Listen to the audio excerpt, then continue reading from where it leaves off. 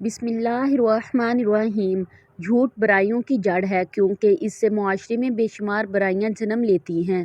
رسول اللہ صلی اللہ علیہ وآلہ وسلم فرماتے ہیں کہ سچ کو لازم کر لو کیونکہ سچائی نیکی کی طرف لے جاتی ہے اور نیکی جنت کا راستہ دکھاتی ہے۔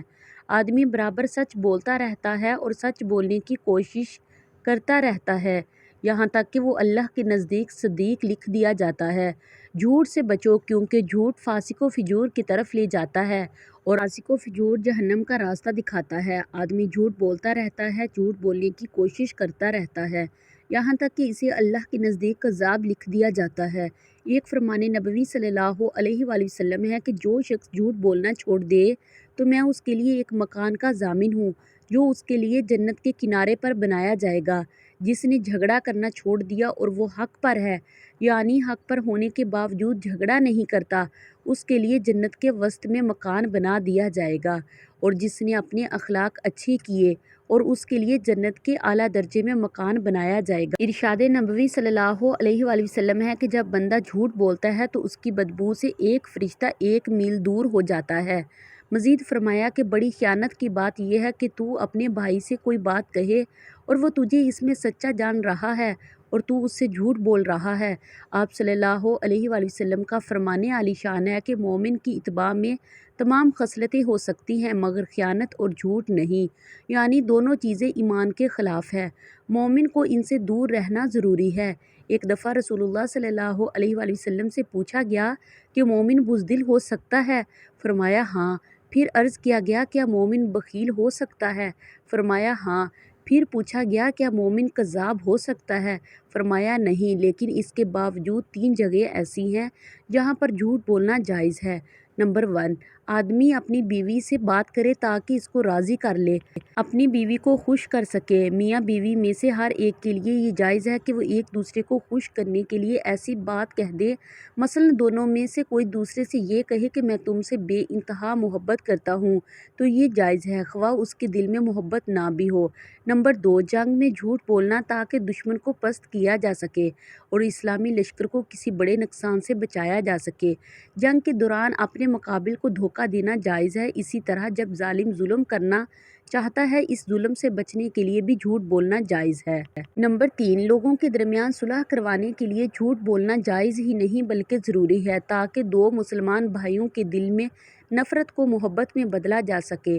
2 لوگوں کے درمیان صلح کرانے کے لیے جھوٹ بولنا کہ اس کے سامنے یہ کہہ دے کہ وہ تمہیں اچھا جانتا ہے، تمہاری تعریف کرتا تھا یا اس نے تمہیں اسلام بھیجا ہے، اور دوسرے کے پاس بھی اسی قسم کی باتیں کرے تاکہ دونوں میں عداوت ختم ہو جائے اور صلح ہو جائے۔ رسول اللہ صلی اللہ علیہ وآلہ وسلم نے ایک بڑھیا سے فرمایا کہ بوڑھی عورتیں جنت میں نہیں جائیں گی۔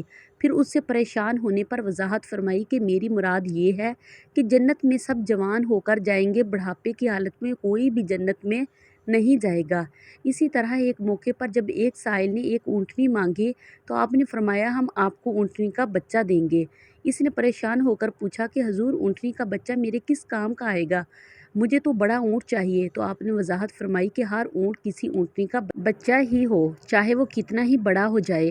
حضرت عبداللہ بن عامر رضی اللہ تعالیٰ عنہ سے روایت ہے کہ رسول اللہ صلی اللہ علیہ وآلہ وسلم ہمارے گھر میں تشریف فرما تھے کہ میری والدہ نے مجھے بلایا کہ میرے پاس آؤ، تمہیں کچھ دوں۔ آپ نے فرمایا کیا کوئی چیز دینے کا ارادہ ہے؟ انہوں نے کہا کھجور دوں گی۔ تو آپ صلی اللہ علیہ وآلہ وسلم نے ارشاد فرمایا اگر تو کچھ نہ دیتی تو یہ تیرے ذمہ جھوٹ لکھا جاتا۔ حضرت عائشہ رضی اللہ تعالیٰ عنہا فرماتی ہیں کہ بعض لوگوں نے رسول اللہ صلی اللہ علیہ وآلہ وسلم سے کہنوں کے متعلق سوال کیا تو آپ صلی اللہ علیہ وآلہ وسلم نے فرمایا کہ وہ کوئی چیز نہیں ہے۔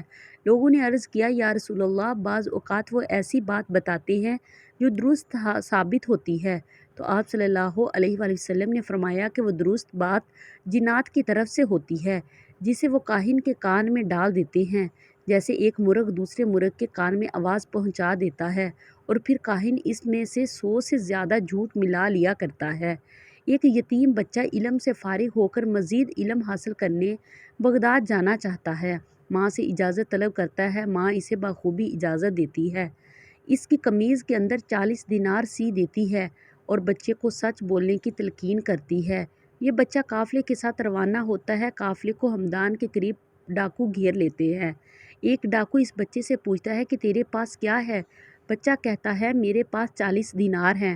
ڈاکو اس کو مذاق سمجھ کر چلا جاتا ہے اور اپنے سردار کو اس بچے کے بارے میں بتاتا ہے تو سردار اس بچے کو بلا کر اس سے پوچھتا ہے۔ بچہ پھر سچ بولتا ہے۔ اس کی قمیص چاک کرنے پر 40 دینار برآمد ہوتے ہیں تو سردار کہتا ہے اگر تو ہمیں نہ بتاتا تو ہم اس مال کو نہ پا سکتے، تو نے ایسا کیوں کیا؟ بچے نے کہا میری ماں نے مجھے نصیحت کی تھی کہ کبھی جھوٹ نہ بولنا۔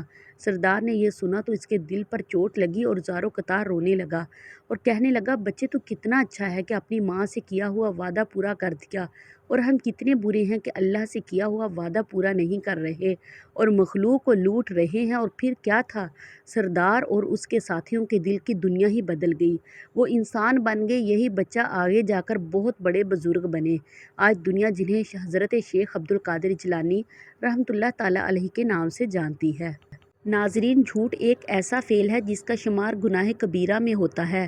قرآن مجید میں ارشاد باری تعالیٰ ہے بے شک اللہ اس کو راہ نہیں دکھاتا جو جھوٹا ہے۔ جھوٹ کے لیے عرب میں کذب کا لفظ استعمال ہوا ہے اور اس کے معنی ہے جھوٹے اور جھوٹ بولنے والے کے ہیں۔ جھوٹ ایک ایسی برائی ہے جس سے دوسری تمام برائیاں نکلتی ہیں، اس لیے جھوٹ کو تمام برائیوں کی جڑ بتایا گیا ہے۔ حضور صلی اللہ علیہ وآلہ وسلم نے جھوٹ بولنے کی مذمت فرمائی اور ارشاد فرمایا جھوٹ گناہ کی طرف لے جاتا ہے اور گناہ دوزخ میں لے جانے والا کام ہے۔ حضور صلی اللہ علیہ وآلہ وسلم نے منافق کی ایک علامت یہ بھی بتائی ہے کہ جب منافق گفتگو کرتا ہے تو جھوٹ بولتا ہے، اور منافق چونکہ دل میں کچھ اور رکھتا ہے اور زبان پر کچھ اور لاتا ہے، اس لیے وہ جھوٹا منافق قرار پائے گا۔ جھوٹ بول کر سودا بیچنا حرام ہے۔ اس میں ایک تو جھوٹ بولنے کا گناہ، دوسرا مسلمان کے ساتھ دھوکہ اور فریب کرنا۔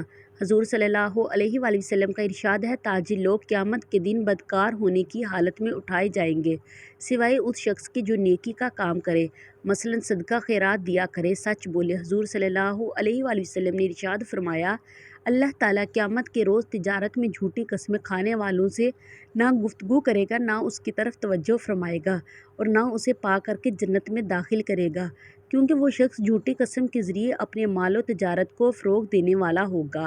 حضور صلی اللہ علیہ وآلہ وسلم نے ارشاد فرمایا ہے سچا اور ایمانت دار تاجر قیامت کے دن نبیوں، صدیقوں، شہیدوں اور ولیوں کے ساتھ ہوگا۔ آمین یا رب العالمین۔ پلیز میرے چینل کو سبسکرائب کریں تاکہ میں اپنی ہر اچھی آنے والی ویڈیو آپ کے ساتھ شیئر کر سکوں۔ اب مجھے اجازت دیجیے۔ خدا حافظ۔